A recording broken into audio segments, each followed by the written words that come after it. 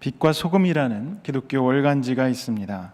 좋은 글들이 있어서 신앙적인 성찰에 도움이 되는 그런 잡지입니다. 예전에 빛과 소금이냐 아니면 소금과 빛이냐 하는 논쟁이 있었습니다. 어떤 분들은 소금이 빛보다 먼저 와야 한다고 하고, 다른 분들은 그 순서는 상관없다 이렇게 얘기를 했습니다. 소금이 먼저 와야 한다고 하는 분들의 주장은 이렇습니다. 소금은 자신을 녹여서 물을 짜게 만들고 또 자신을 녹여서 부패를 방지한다는 거죠. 그런데 빛은 그런 희생과 섬김이 있느냐는 거였습니다. 우리가 빛을 영광과 직결시키고 그 광채와 사람들의 선호도를 생각할 때 빛은 섬김과는 멀다는 겁니다. 우리가 영어 표현에 보면 소금해서 salt of the earth는 세상의 소금이라고 우리가 번역을 하는데, 선하고 정직한 사람들 혹은 사람을 뜻하는 관용구가 되어 있습니다. 반면에 세상의 빛, light of the world는 예수님을 보통 가리키기도 하죠. 아마 이런 차이 때문인지 모르지만 빛과 소금이라는 신앙 월간지가 한때 소금과 빛으로 이름을 바꾸기도 했었습니다. 그런데 정말 빛은 섬김과 희생, 이것과 무관한 것일까요? 빛은 어둠을 밝힙니다. 어둠을 직접 대면해야 하는 것이 빛이고, 지속적으로 빛을 비추지 않으면 그 어둠을 물리칠 수가 없습니다. 그래서 끊임없이 밝혀야 하는 것이 빛이고, 그래서 빛도 소금과 마찬가지로 자신을 내어주지 않으면 어둠을 밝힐 수 없습니다.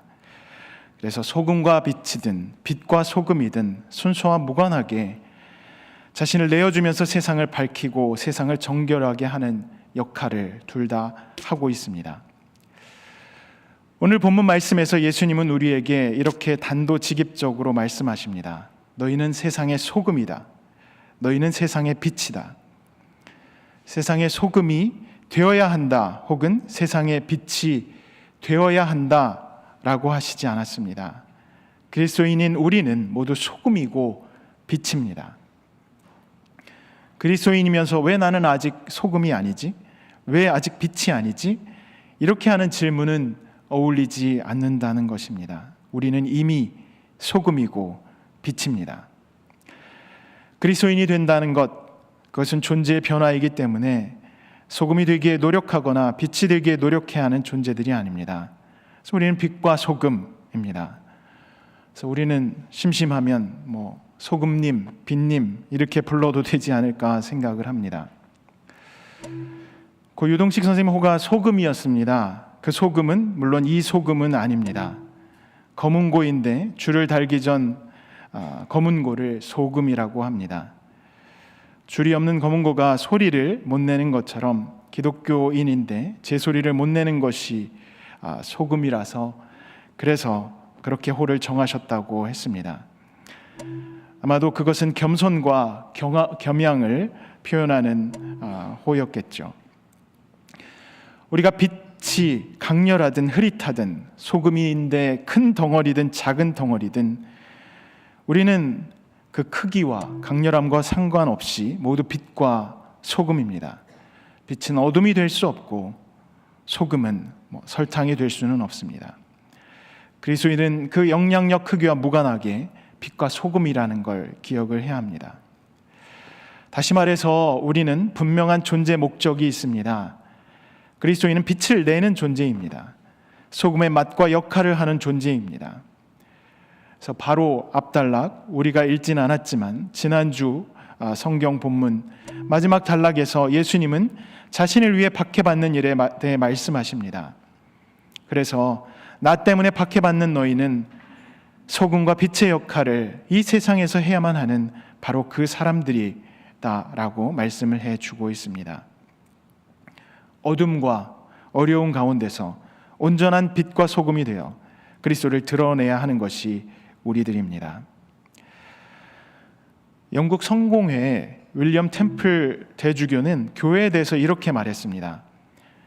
교회는 세상에서 회원이 아닌 사람들을 위해 존재하는 유일한 조직이다. 다른 모임들, 동호회, 친교 모임들은 다 회원들을 위해 혹은 회원들만을 위해 존재합니다. 그러나 교회는 회원이 아닌 사람들을 위해 존재하는 모임입니다. 빛이 빛끼리 모여 있는 것, 소금이 소금끼리 모여 있는 것이 아니라 모여 있는 것이 그 존재 목적이 아니라는 뜻입니다. 빛과 소금은 모두 그 외부를 향해 있습니다. 그게 빛과 소금의 존재 방식입니다. 빛은 어둠을 향해 나아가고 소금은 농도가 낮은 곳에 스스로를 녹여 맛을 내든지 아니면 그 안에 미생물들을 끌어당겨서 부패를 방지를 합니다. 빛과 소금은 자신이 아닌 쪽으로 움직여서 자신의 역할을 합니다. 그리스도인들은 그렇게, 교회는 그렇게 세상에 부름받은 존재들이라는 겁니다.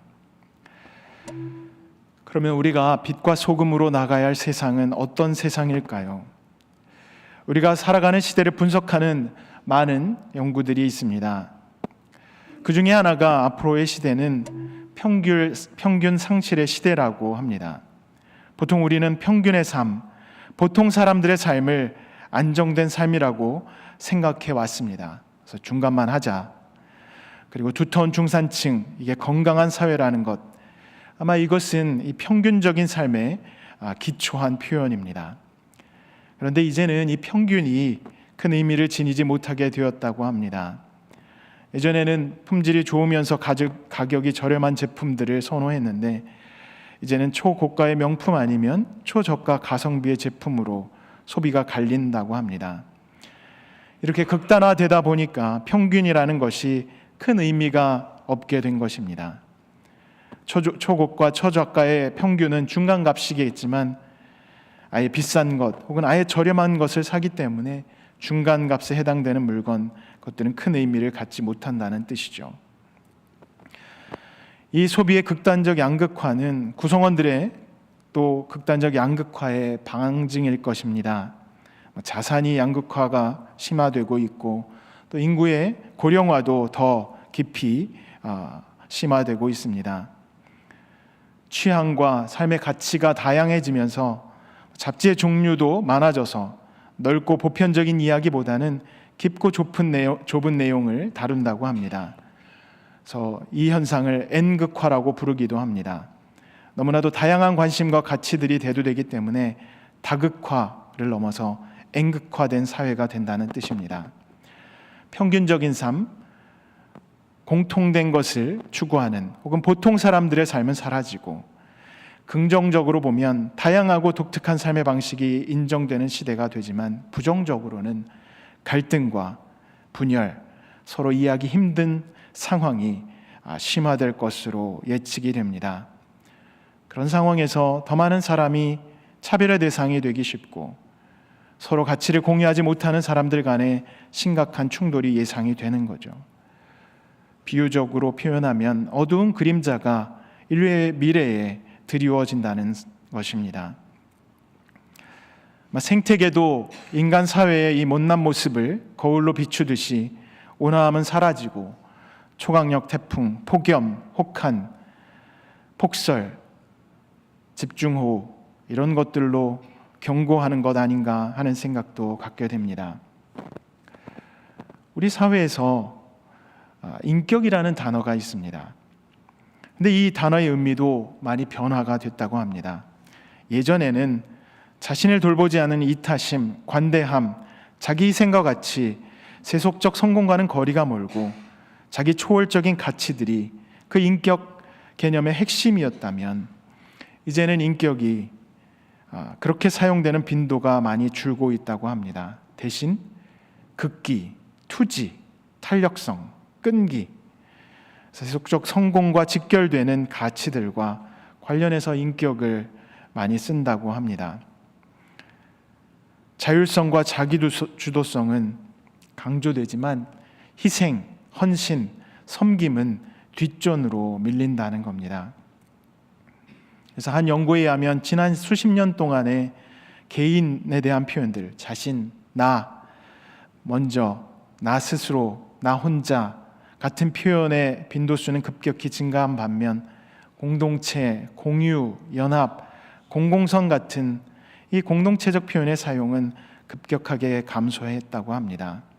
경제, 비즈니스 이 단어는 많이 증가했지만 도덕성, 인격, 도야 이런 단어는 점점 감소하고 있고 인격, 양심, 덕 이런 단어도 사용 빈도는 감소하고 이미 10년 전부터 감사는 49%, 겸손은 52%, 친절은 56% 사용 빈도가 낮아졌다고 합니다.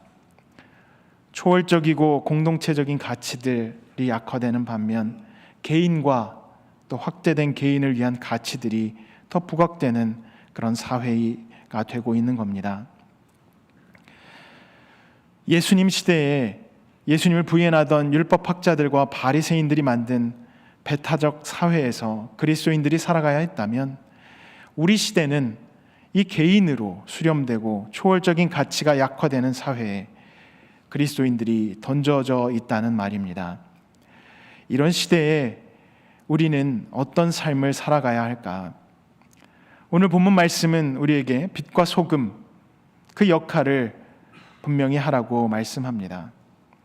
빛과 소금으로 양극화, N극화 시대에 소외되고 그늘진 곳을 향해 관심을 갖고 살아가야 할 삶의 방식을 예수님은 우리에게 요청하는 것입니다. 빛과 소금이라는 말씀을 제가 읽고 설교를 준비하면서 제일 먼저 생각났던 것은 품격 있는 신앙입니다. 격이 다른 삶이 우리 그리스도인들에게 있어야 한다는 겁니다. 우리가 지금 변하고 있는 사회에서 자기 성취, 자기 중심 삶에 매몰되어 있다면 우리 스스로 소금과 빛이라고 할 수가 없습니다.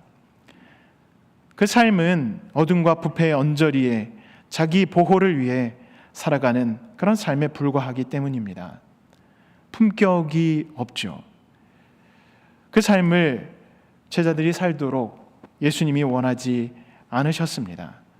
그리고 빛과 소금은 우리에게 그렇게 살아가는 방식을 원하시지 않습니다.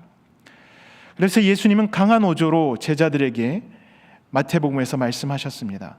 너희의 의가 율법학자들과 바리새파 사람들의 의보다 낫지 않으면 너희는 하늘나라에 들어가지 못할 것이다. 바리새파 사람들, 율법학자들, 그 배타적 공동체를 유지하며 예수님의 책망을 받았던 사람들도 의의 측면에서는 나은 모습이 있었는데 그보다 나아야 된다고 하는 겁니다. 물론 그들이 의를, 자신의 경건을 공적으로 과시하고 율법을 문자적으로 준수하면서 그렇게 펼쳐갔습니다. 제도와 인습의 행위로 드러냈던 것이 의입니다. 그런데 그 의는 거룩한 행위이기도 했습니다. 문제는 자신을 드러내기 위한 도구로 사용됐기 때문에 문제입니다. 그래서 오늘 예수님은 그 의를 언급하시면서 인습적이고 제도적으로 지키는 것을 넘어서라고 제자들에게 부탁하십니다.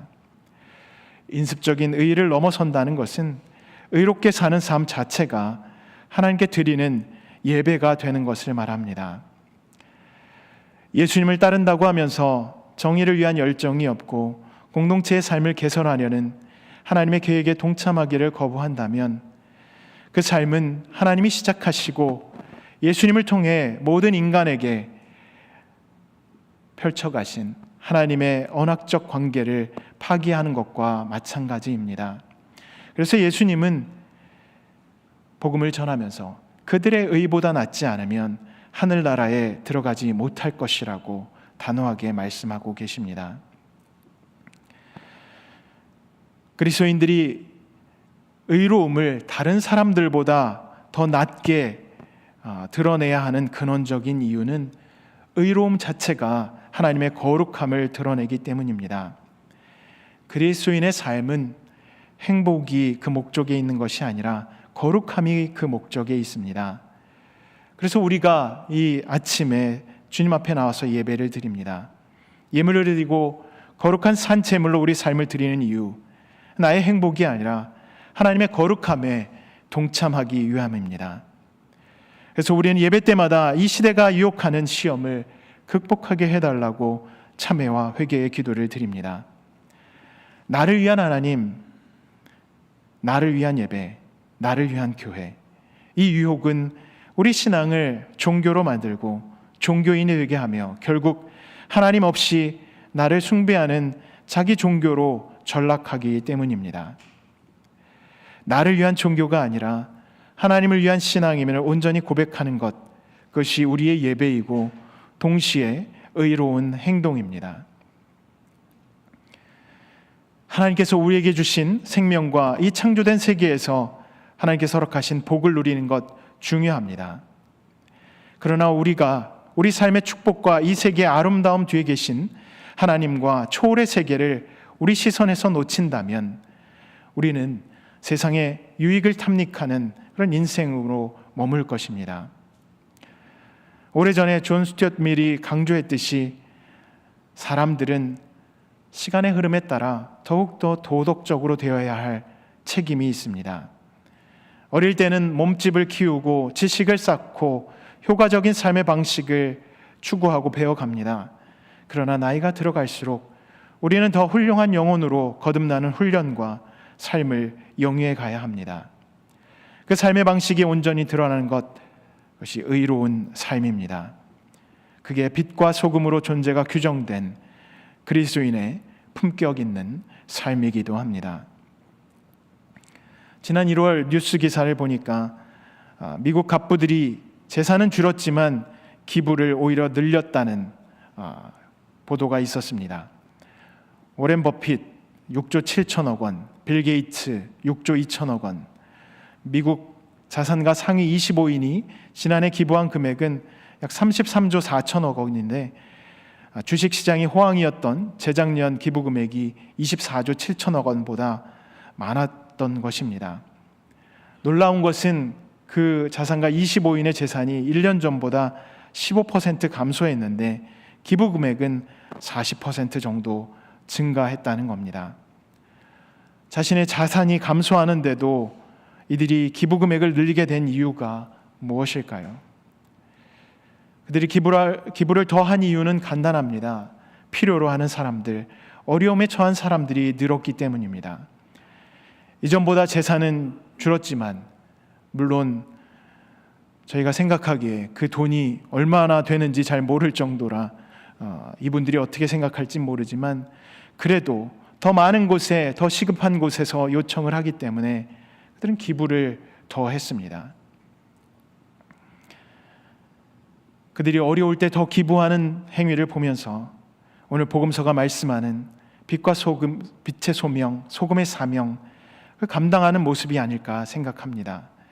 빛이 어둠을 몰아내듯이 소금이 풍미를 더하듯이 더 많은 기부는 더 어려워진 사회에 큰 도움을 줍니다. 빛과 소금처럼 이러한 일들은 예수님께서 예수님을 따르는 제자들에게 요청하시는 일이기도 합니다. 우리가 그리스도인이라면 우리는 어두운 곳을 밝히기 위해 그리스도의 빛으로 나가야 합니다. 우리가 그리스도인이라면 우리는 깨끗하지 않은 곳에 그리스도의 소금으로 그 자리에 뛰어들어야 합니다. 제가 가르치는 수업 중에 기독교 인물들을 하나씩 다루는 수업이 있습니다. 지난 학기에는 팀 티칭을 우리 정유환 목사님이랑 같이 했는데 그 위인 중에 한 명이 알버트 슈바이처입니다. 알버트 슈바이처 다 아시죠? 학생들이 많이 알 것 같으세요? 모르더라고요. 학생들이 모르는 게 너무 충격이었습니다. 도대체 뭘 배우며 살아갈까요? 어떤 인물들을 삶의 지표로 삼으면서 배워왔을까? 이런 현실을 보면서 우리 시대가 조명해주는 그런 지향점, 인물들, 이런 것들은 뭘까 하는 고민이 생겼습니다. 이런 현실 앞에서 기독교 신앙의 본보기인 분들 많이 소개해야겠다라는 생각이 듭니다. 도로시 데이라는 분이 있습니다. 젊은 날에는 무질서하게 살았지만 신앙을 가진 후에 빈민들의 어머니가 된 분입니다. 데이는 환대의 집을 열어서 홈리스 등 가난한 사람을 보살폈습니다. 홈리스를 돌보면서 그녀가 한 이야기가 마음에 울림을 줍니다. 씻지 않은 몸에서 나는 악취가 풍기는 곳에 나도 잠이 든다. 사생활이라고는 하나도 없다. 그러나 예수 그리스도는 구유에서 태어나셨고 마구간은 쉬이 더러워지고 냄새나는 곳이다. 마리아가 참을 수 있었다면 나도 그러지 못할 이유가 없다.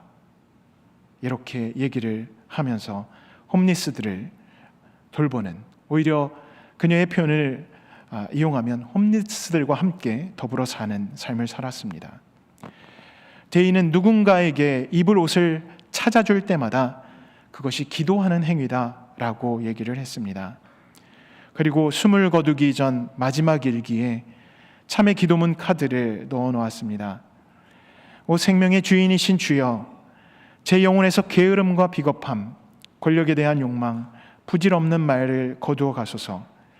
그리고 주님의 종인 제 영혼에 순결함과 겸손, 인내, 사랑을 주소서. 자신의 온 삶을 어둠에 빛으로 살아갔던 데이의 마지막 기도문이었습니다. 이 땅을 살아가면서 우리 그리스도인들은 스스로에게 뼈아픈 질문을 해야 합니다. 우리의 기도는 어디를 향하고 있습니까? 우리의 의가 비기독교인들보다 낫습니까?